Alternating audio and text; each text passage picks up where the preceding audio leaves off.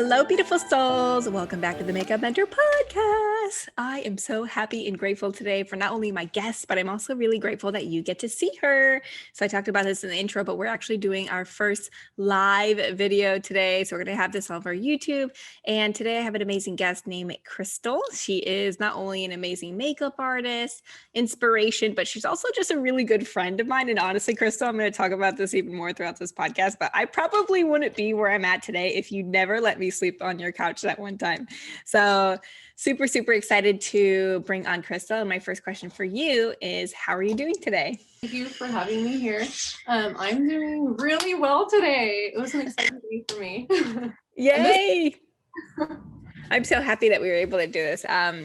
One of the first question or first things that we'll do is just call the rapid fires. So I want to ask you a couple of questions that's going to help me get a little bit, I guess, know you a little bit more in depth, even though I feel like I know some things, but not everything. And then also help warm up the crowd a little bit. Are you ready? I'm ready. Yay! Okay, first things first. How old were you when you first started putting on makeup? Okay. I want to say I was in junior high, probably like 7th or 8th grade. I would get blemishes and I wanted to cover that up, but I had to be sneaky about it because my mom did not want me wearing makeup. It's so weird. Yeah, it is, because like now things are so different, but I would buy those compacts, the CoverGirl compact, and use that. It wasn't even my right color. But yeah, I was in junior high. Oh, wow. I feel like that's like one of the first time I got like junior high, because usually it's like people are like really, really young when they first start, or they're like in their late 20s like me. So my second question for you is, how did you learn how to do makeup? Okay, how I learned to do makeup, that was tricky because growing up in high school and stuff like that, we only had like Cosmopolitan or Teen Magazine. There was no YouTube, so we didn't have that. So either I had to look at other people and try to replicate that. Or, I feel like the time when I really grasped like getting makeup and where it looked really good was probably college. Wow. Yeah. So a lot of experimenting until then. That's so amazing. I didn't know that you didn't grow up with YouTube. That's crazy. Yeah, no, we didn't have that in high school. So that started the year I graduated high school. And it was my like jackass videos at that point. It wasn't had good quality cell phone cameras or anything like that. It was different. So wow, this is crazy. So my third rapid fire question for you is, who is a makeup artist that you look up to? oh my gosh. Laura Ariano. She's one of the co-founders of Melt Cosmetics. Ooh. Hands down my favorite makeup artist. When I started makeup, I saw her work and I'm like, oh my God, like she is gorgeous. Not only is she Latina like me, but the way she does her makeup, it's really, really heavy and very bold, but she would make it look so beautiful. So definitely her. And then there's another one, Linda Hallberg has similar style. I really like her too. Ooh, these are good names. I'm writing them down for the podcast. So cool. All right, last rapid fire question. This one's probably the most difficult. The last question is, what is your favorite foundation? My favorite foundation, I actually just started using, and it helped clear my skin of dark spots. And that is this right here, the FARMASi Makeup VFX Pro Camera Ready Foundation. For me personally, using this, I started using this, my dark spots started lightening up. Oh, wow. My skin is almost clear of all those dark spots. And it took like a month and a half for this to really work with my skin. I love it. I'm going to start using it on my clients because it's much better for their skin. So wow. But other than that, if I'm going by like the not so good makeup for your face, MAC foundation, the MAC Studio Fix Liquid Foundation, I really love that one too. Yeah, that was mine forever. I don't know if you heard the podcast episode with Stacy. If not, she raves about the same foundation that you just said right now. Oh, okay. Yeah, I'm gonna send you that episode. Yeah, she's amazing. Cool. Alrighty, so we talked about some fun stuff, and as most of our listeners already know, if you're a new listener, you would know, or if you're a new listener, I'm gonna go ahead and let you guys know that we love to hear about the story of our guest. And so, Crystal, you have an amazing story. Before we get into it, I really just want to point out and really like tell people about how we actually met because this is crazy.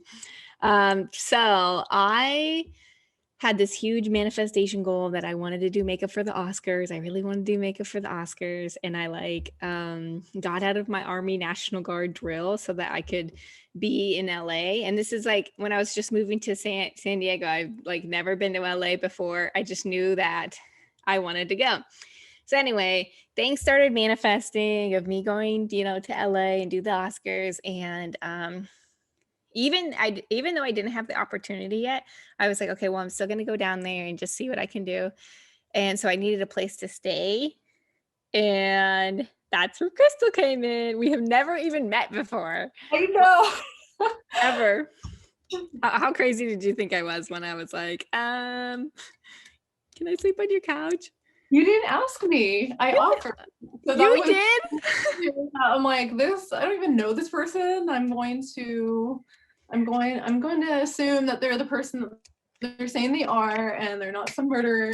So I remember I had offered like, oh, if you need a place to stay, like my roommates will be gone. So the living room is open, so yeah. Oh my gosh. Yeah. Now that like you even said that, for some reason I just had the whole story mixed up in my head. But I do remember we were supposed to meet up with Miley. Yeah. One weekend, but that wasn't the weekend that I offered for you to stay with me. It was the following weekend, I believe. Yeah. I know my roommates were going to be out of town, and then the way you reached out to me on Instagram, and you were just like you're like pumping me up. I was like, man, I haven't heard anything like that recently, especially from my own friends. And I was like, this girl is like super sweet and like, building me up. So I knew that there was already that connection because you were humble enough to reach out and be like, hey, I love your work. Oh my gosh, And so I thought that was really cool of you. And yeah, so I mean, the offer was just like, okay, I'm gonna offer this. Oh, and it's crazy though, because like when I got there, I just felt like we had been friends for so long. I don't know. It's so weird. We celebrated your birthday? Yes. Oh my gosh. Yes. That was so fun. Yeah, I just wanted to point that part of the story out because, well, something that I talk about on the podcast and also with like my courses and stuff like that is that like when you release people who are no longer serving you, like I had just moved, left Virginia and I was moving to San Diego. And that was like one of my big intentions. It's like, I just want to be around like high vibe people who are just doing things, And I think that was just a beautiful like manifestation of how we became friends and just other people that I met like while I was down there. And so that was just something I wanted to talk about. But so let's get into your story. So I know that you are an amazing makeup artist, but I'm very curious to know what was the plan before this? Like, what did you always plan to become a makeup artist, or what was the original journey?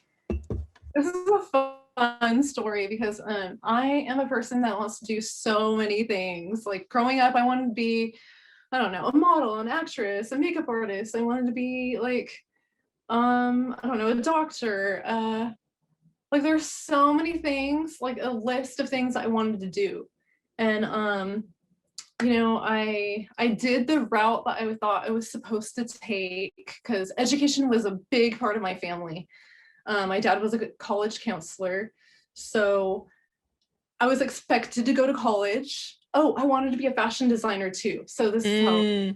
So in high school, like I was really into fashion. I still am, but FIDM, like FIDM, the Fashion Institute of Design and Merchandising, was popular, and I remember getting the catalog. I'm like, ooh, I want to go to this school. I want to go to the one in LA or San Diego. And then my dad was just like, okay, like you're gonna go to college. So if you want to go to that, like, okay, I'll put you through that, So my older brother, he's 2 years older than me. He had told me, he's like, hey, you know what? Like, he reasoned with me. He's like, you only get an AA with this school. And I know some friends that graduated. It's a 2-year program. They graduated and they're working retail. They're working at the Gap. So he was saying like, it's a lot of money. It was $20,000 for that AEA. And he's like, think about it because that's a lot of money and, you know, you have to have your plan stuff. And I was thinking, you know, I thought long and hard about it. And like, okay, for my career, I'm going to go with a normal degree. Okay. So I'm going to get a bachelor's degree in a subject that is a broad subject where I'll have multiple options of jobs at my fingertips. So I took that route. I got a bachelor's degree in psychology. Wow.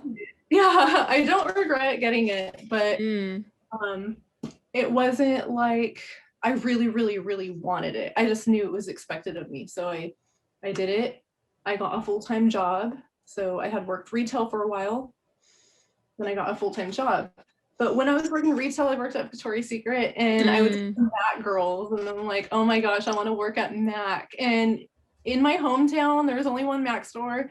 And places over there, if you don't fit in or if they don't want you, you're not going to get in. You know what I mean? Wow.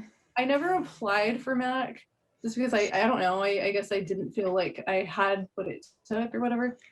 But I was always at Victoria's Secret and that was just as fun for me. But once I finally left retail, I was over it. I went to an IT company. Decided to do the normal basic career path. And I'm like, I want to be in HR because my sister was in HR. So wow. She's making good money and all that. So I'm like, I want to be in HR. So I started out as a receptionist, working my way toward HR. And well, I got other opportunities instead. So that company promoted me to sales and marketing. So I did. Oh, wow. Yeah, they got rid of their sales coordinator and their marketing coordinator, and they replaced me. So I took 2 positions. Oh my gosh. Yeah. And then from there, like I grew up and my mom was a wedding coordinator. So event coordination was always one of those things that I wanted to do too. So an opportunity at my job came up for an event coordinator. We would host so many events, so many IT. We would have week-long sales trainings, operation trainings, marketing trainings, and then we'd have a 3-day academy that lasted from like 6 a.m. to 9 p.m. at night. Like it was a whole like conference and party, and I was in charge of that. So every single event that went through that company, I handled. It was a huge role. Wow. Yeah, and that was during the most stressful time in my entire life because when I started out the company as a receptionist, 2 weeks into that job, I'm already stressed out because I'm learning so many things, you know, and as a receptionist, oh man, I have a lot of respect for receptionists at big companies because there is a lot for you to handle. So 2 weeks in, my dad got really sick with something called Guillain-Barré syndrome, pretty much paralyzed his entire body. He was in the hospital, unable to move. So that was very, very stressful for me because I would always think like, oh my gosh, my dad's in the hospital. He can't move. He can't even turn like the remote. He can't hold up a newspaper. He can't do anything. He's just lying there. That was on my mind every single minute while he was sick. But throughout that time, like he was sick for almost 3 years like that in the hospital. Throughout those 3 years, I put so much focus and attention to my job and got those 2 promotions, ended up as an event coordinator. Something had happened at work and eventually I was laid off. Wow. Oh gosh, there's so many things that I want to go over, and I also want to come back to the story about your dad. So the first thing I want to point out that you said is that your brother was the one that kind of projected that, like, you know, are you sure you want to do this? Are you sure, you know? And like, I want to point this out because it's in everybody's story. Like, honestly, I would never join the military if it wasn't for like, you know, it's not that I regret it or anything, but I definitely would have went a different route had I not heard some other opinions. And a lot of times when we do self-development, and you're very familiar with this too, is that we just realize of how much our beliefs about what we should do come from other people around us. And so I wanted to point this out because that would be a perfect example of someone who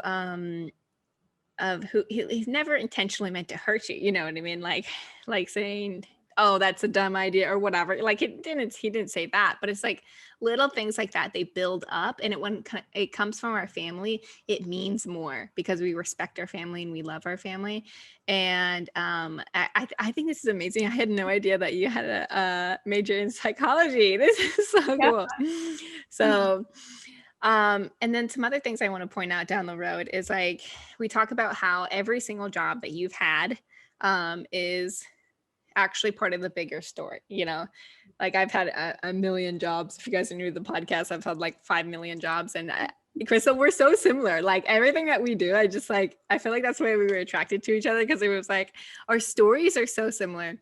And you know, even though like you didn't end up in IT and all of these things, it's like you start to realize of how everything was getting pieced together to what you're doing now. And obviously we're going to talk about this at the end of the episode, but it's like, it's amazing to see all the experience that you've had and all of these different roles. I want to say roles as a receptionist and roles as an event coordinator. And I think it's awesome that your mom was also, what'd you say, bridal event coordinator? Oh gosh, she was a wedding coordinator. Wedding coordinator. Why did I say bridal? That is so amazing to me. And the last thing that you said that I want to point up is that you got let go from this place. Yeah. So it was so heartbreaking to me. See, like a punch to the stomach. Do you want me to like expand on that? Yeah, well, I want to point that out. And then I also want to get back to the story about your dad. Because like one, what we don't realize is that when something is no longer serving us, it's one thing when we let it go, right? It's like if you have a job that you just say, you know, it's stressing you out, it's making you, you know, not wanting to get up every single day. That's one thing. But sometimes you'll be in a position where it gets taken away from you. And, you know, a lot of times we try to hold on to that and we try to control it. And especially with COVID, you know, everything got shut down, you know, when we couldn't physically keep doing what we were doing before. And we try to like suffocate it and keep it the way that we want it to. And we have so much resistance.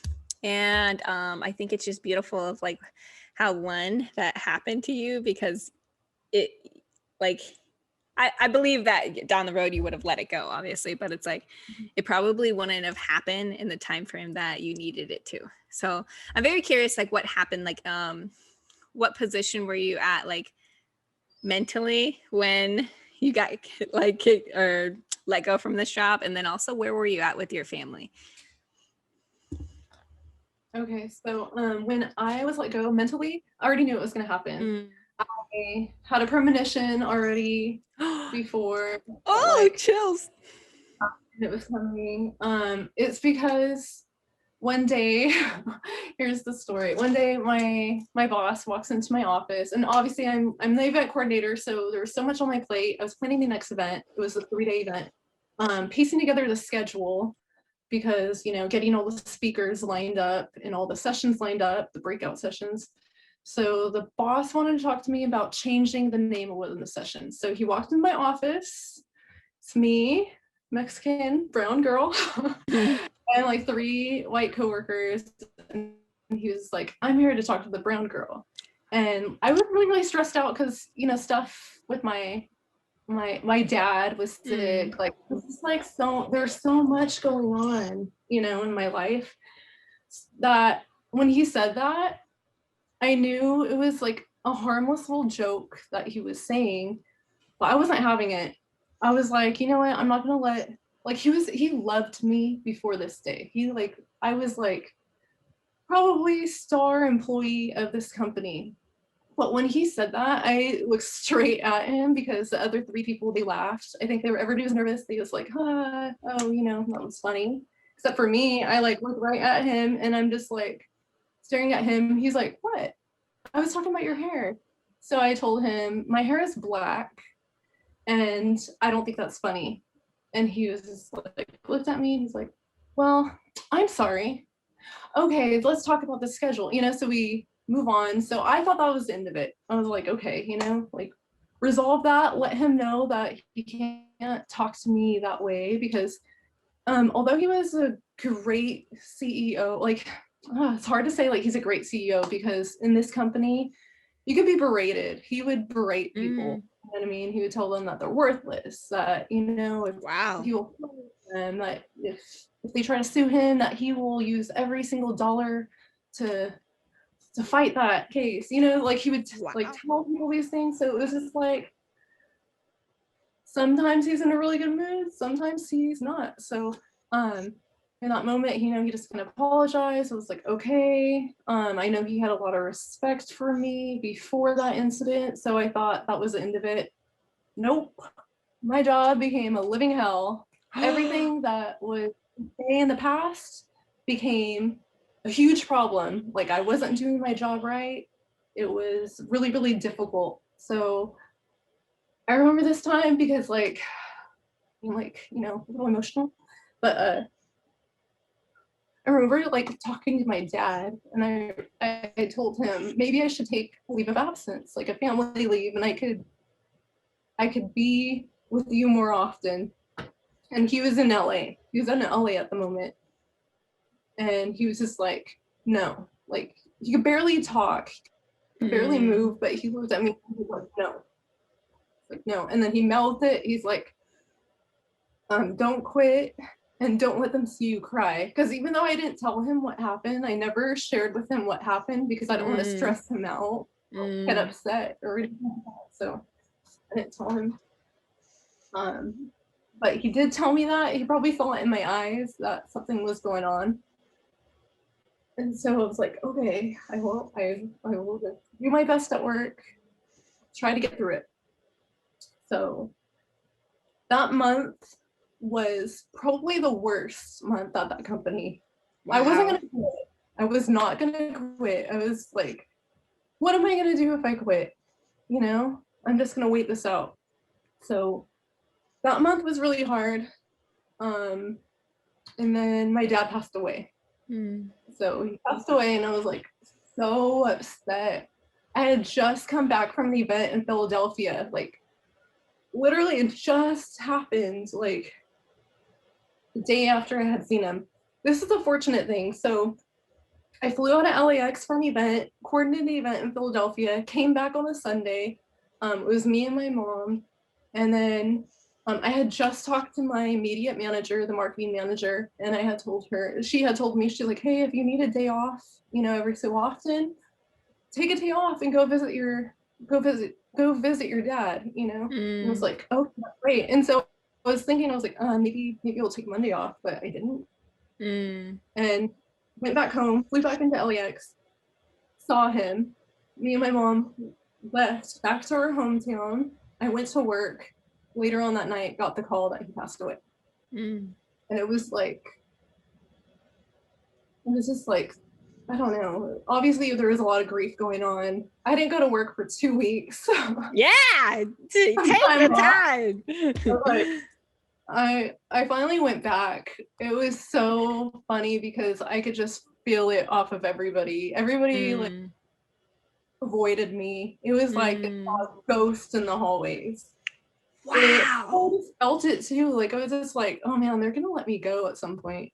Like they're just gonna let me go. And so I continued working my ass off. I continued on. My boss finally, like after I went back to work 2 weeks after I got back to work, he finally came to my office and apologized about losing my dad. Wow. And so he came in, he's like, man, so that pretty much that sucks. It's gonna be hard. You never really get over it. And I was like, oh, you've lost a parent before? He's like, yeah, I lost my mom. And I was like, okay. So we kind of like, had that discussion, but I could already feel it with everybody else that you just feel the energy. Yeah. I can feel it. So I did have that premonition, like, oh my God, they're gonna let me go. But then I was thinking too, I'm like, well, that would be to my benefit if they did. I wouldn't quit. And Mm. it would be ideal if they were to do that, but there's really no reason why they would do that. So it was more like I knew it was going to happen, but there was really no reason for it to happen. Mm. And so months went by. So it was like July, that dad passed in July. There's August, September, maybe October is when my boss came to me with a new position. He offered me to create this new position. It was like community outreach. He said he can't think of anybody to do it but me. So he told me to start writing down my job duties so I can start delegating them to other people, so that Mm. I can move into this role like seamlessly. So me, obviously that was a huge red flag too. Like, oh, they're preparing to let me go. And since my job was so unique and not just anybody can do it, they really wanted to know what is every single thing that she does. There was a lot. So, needless to say, months later, that position never came to fruition. They let me go. Wow. Oh my gosh. Wow. There's so many amazing things like I want to talk about with this story alone. And I want to thank you for sharing it and being vulnerable and getting on this podcast. And because there's so many people, honestly, even after like the podcast episode with Stacy, where we talk about this as well, is that we don't realize how many other people relate to what we're going through. And like you going back to work and everybody avoiding you, this is like the most like shocking thing I've ever, like it literally gave me chills when you said that, because like it just goes to show how many people are uncomfortable when it comes to like they're dodging their feelings, right? Like the people that were probably avoiding you, they probably avoided you because maybe they knew that would bring up some stuff for them, or maybe they just want to feel awkward, or then they didn't know what to say. But like the main thing that you just want to say, if you guys are ever in this position, just tell someone that you're sorry for their loss. Just tell them, like even like the smallest times, like it's just like it gets to this point where we're trying to avoid these feelings, and it's like everything just becomes repressed. And so how you're saying you can walk around and you can feel it, people are made out of energy, guys. Like people can feel if you're avoiding them, or if you're avoiding things that you're going through. And I think this is so beautiful because one, I think it was cool how you and your boss ended up connecting about something like this once he was able to get past that. And there's another thing I wanted to say is just kind of seeing how you talked about, what's it, fruition? Is that what you said? What was it? How you knew it was going to come? What was that word that you used? Fruition. Yeah, that. Can you talk more about that? Like, how did you know? Like, my sister has dreams. That's why I wonder if it's similar. I was just hanging out with a friend, and it just popped into my head. It literally just popped into my head. I was thinking like, oh my God. And I told her, I was like, they're going to lay me off. And she's like, no, they're not. You work so hard. You do so much. I know that you take your job seriously and you do such a good job. Because, not only that, like other executives were telling me too, like, you're doing a great job.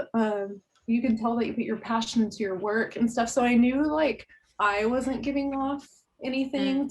They were gonna lay me off, because you know how you can have a self-fulfilled prophecy. So like I wasn't doing that. Like although I had the premonition, it was like it I can see it in my mind, like they're gonna lay me off, but like why would they lay me off, I like just saw it. My friend just kind of calmed me down in that moment. But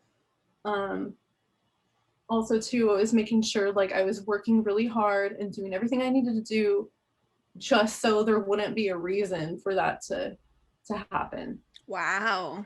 And so it wasn't like my work behavior, my attitude changed or anything like that. It was just I saw it in my mind, and then I definitely felt people's energy, and like they didn't even have to tell me what they were saying. I already knew like what people were saying. It was just that. Wow.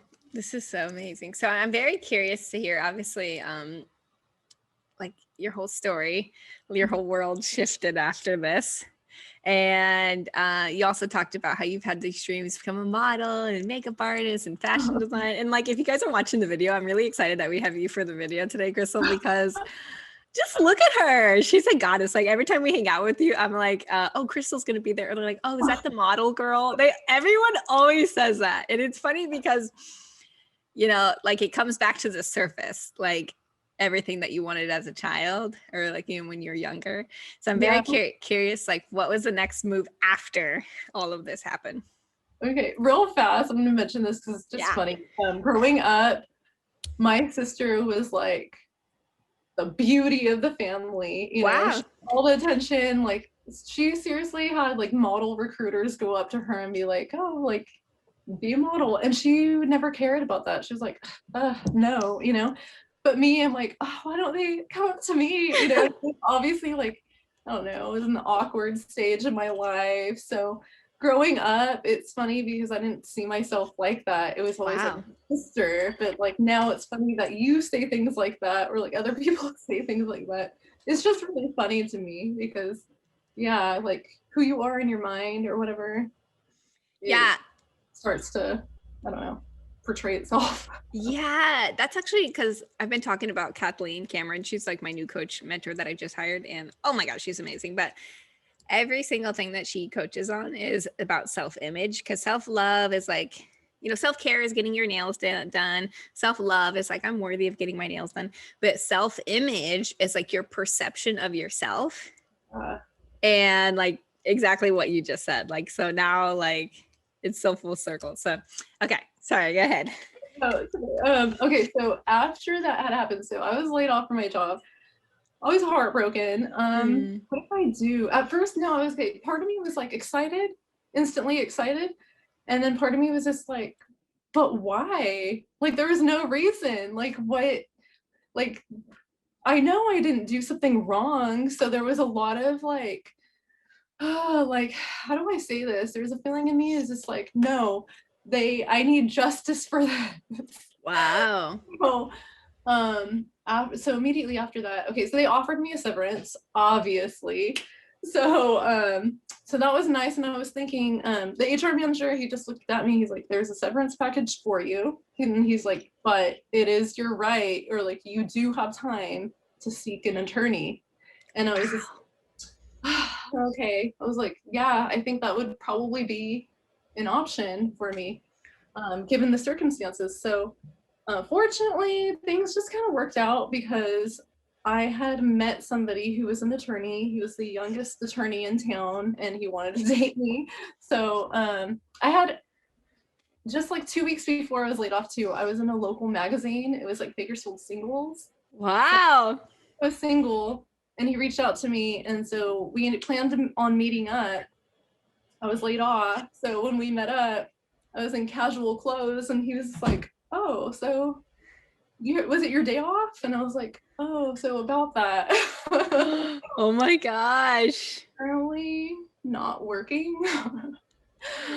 Fortunately, he was like, oh, what happened? So I told him, he's like, you know, maybe we can work with this. Like, maybe I can help you. Because he was a civil attorney. He did a lot of civil suits. And like employment wasn't really his thing, but he was willing to help me. He's like, you know, I know they know my name. I know they know my law firm. So let's see what we can do. So he just sent them a letter to threaten them. And yeah, like. And what happened? Tell me. Well, okay, before he was really helping me, I decided to sign the severance package. I was like, I'll go sign. So the very last day I was gonna sign, and the HR manager was like, I'm sorry, they decided to not offer you that anymore. They took away. So oh my God.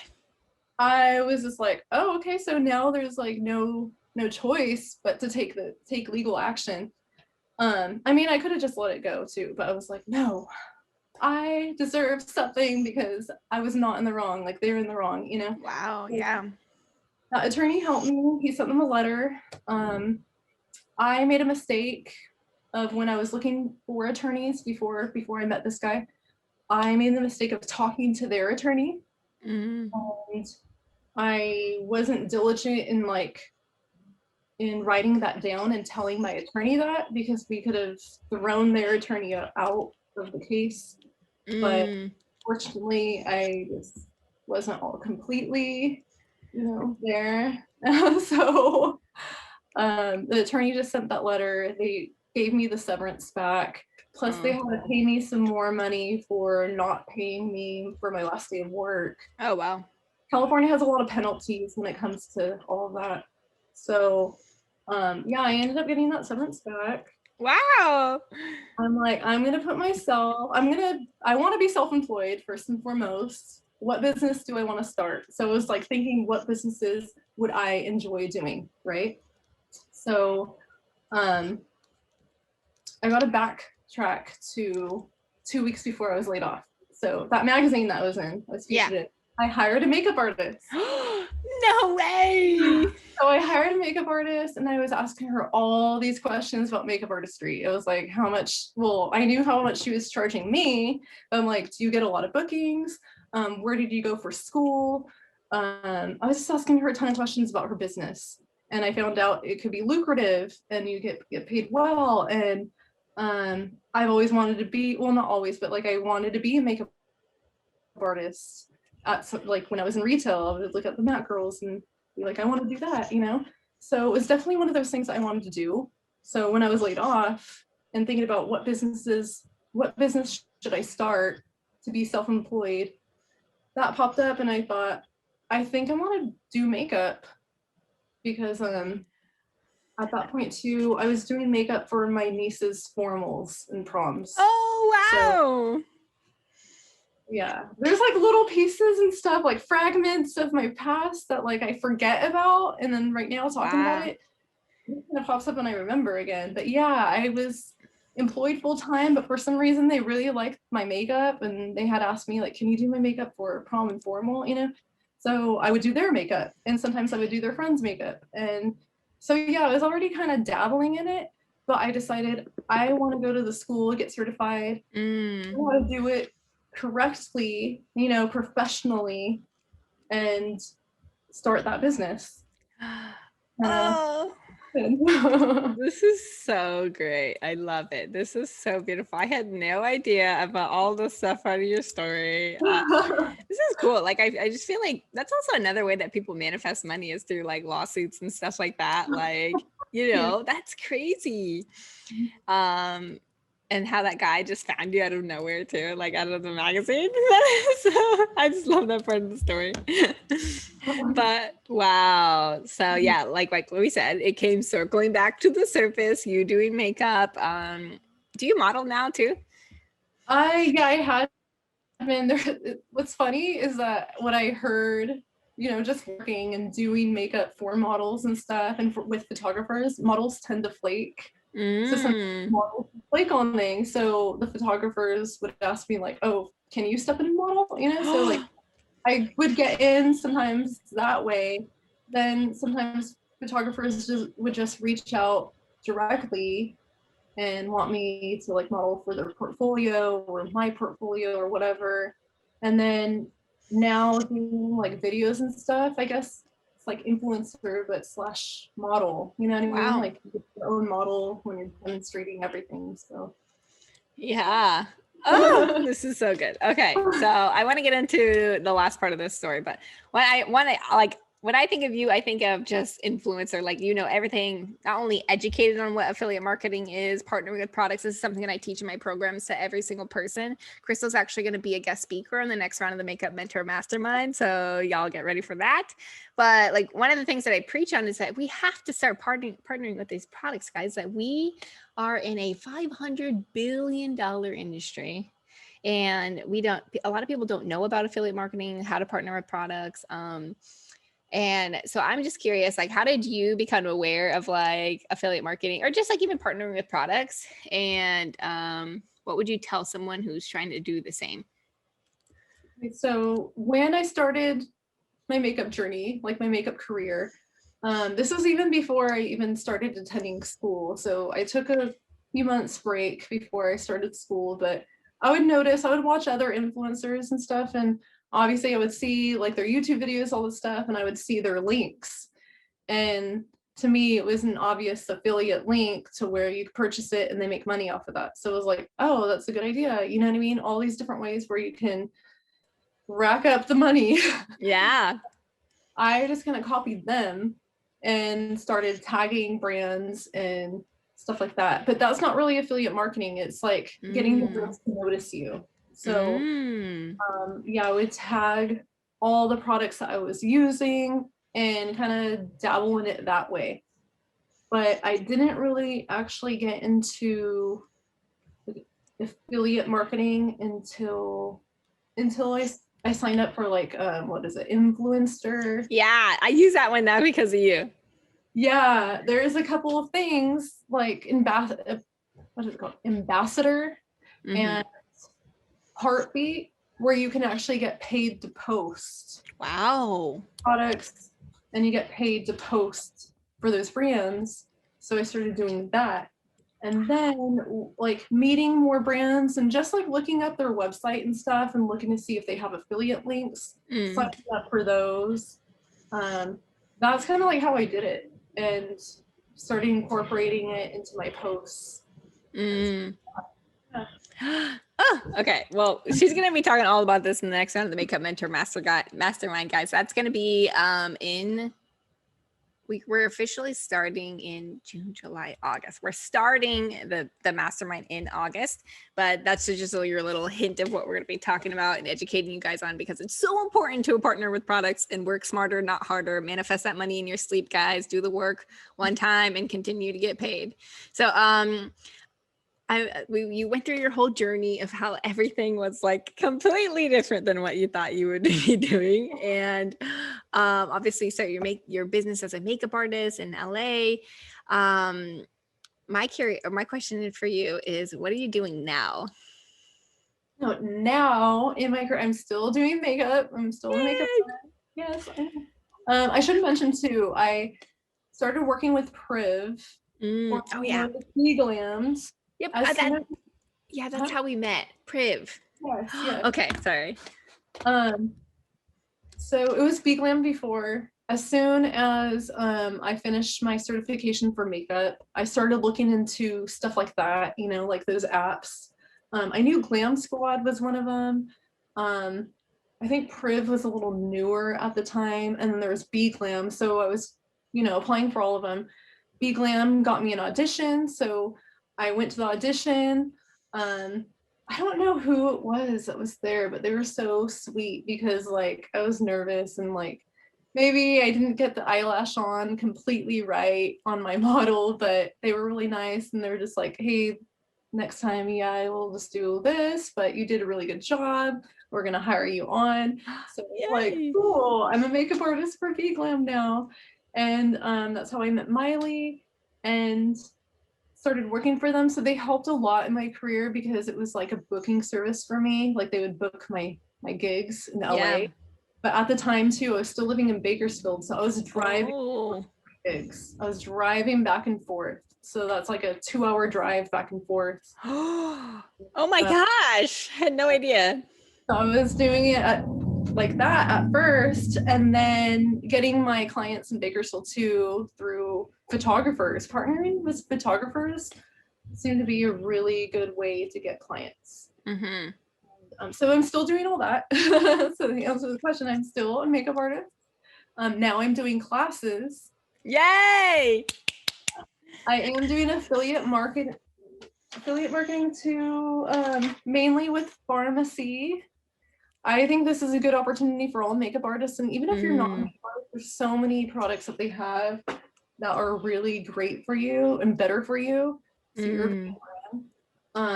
you get 50% off, 50% commission with that. So wow.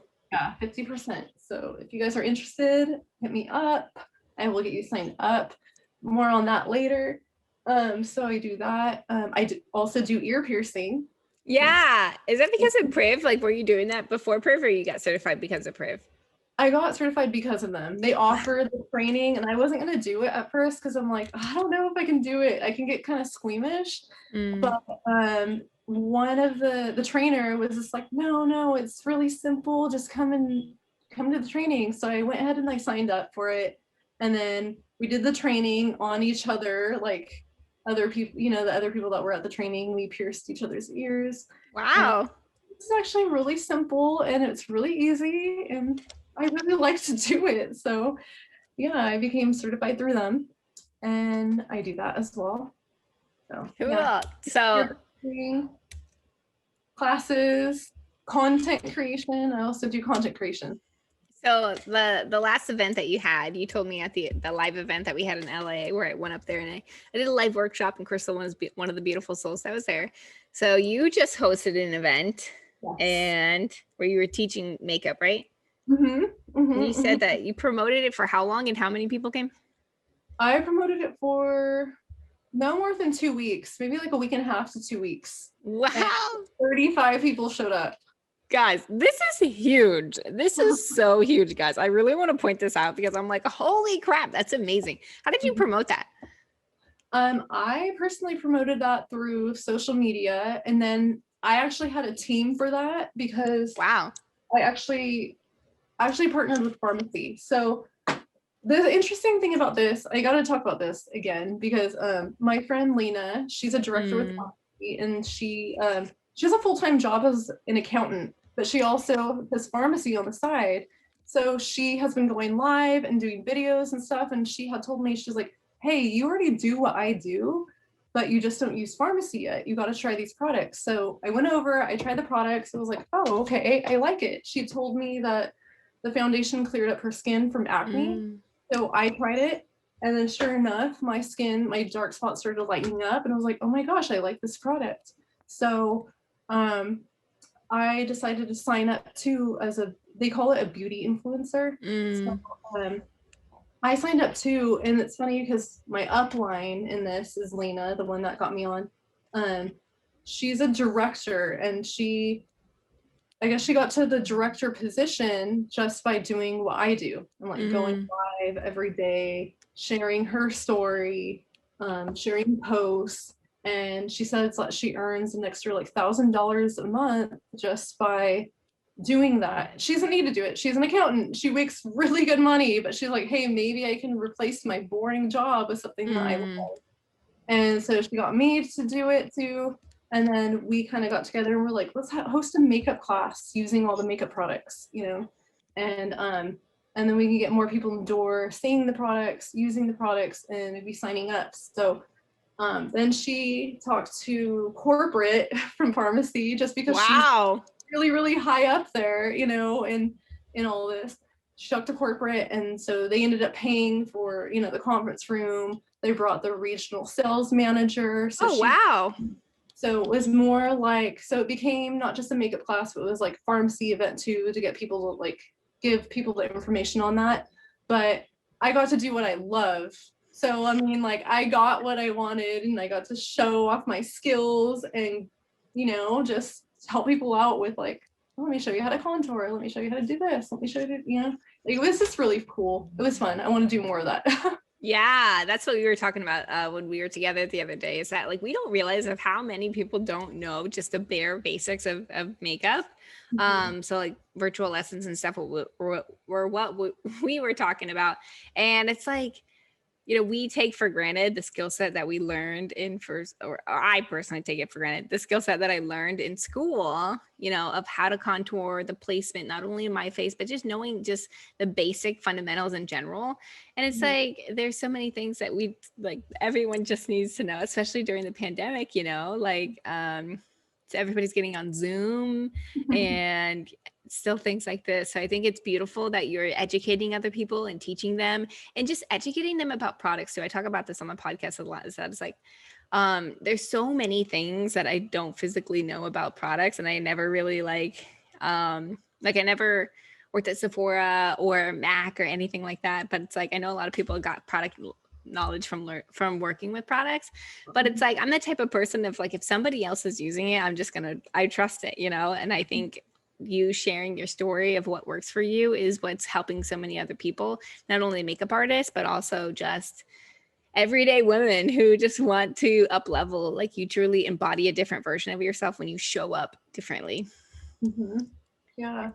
Yay! So I enjoy it. And I teach everybody else on my team Mm. All my techniques, and I encourage them to go live or share them with their clients too. Like, share these techniques because, yeah, it's gonna help everybody. Yay! Awesome. Well, Crystal, I'm so excited that you were able to get on this podcast with me. And I guess my last question is, where can people find you? What is your Instagram or like webpage? Where are you most?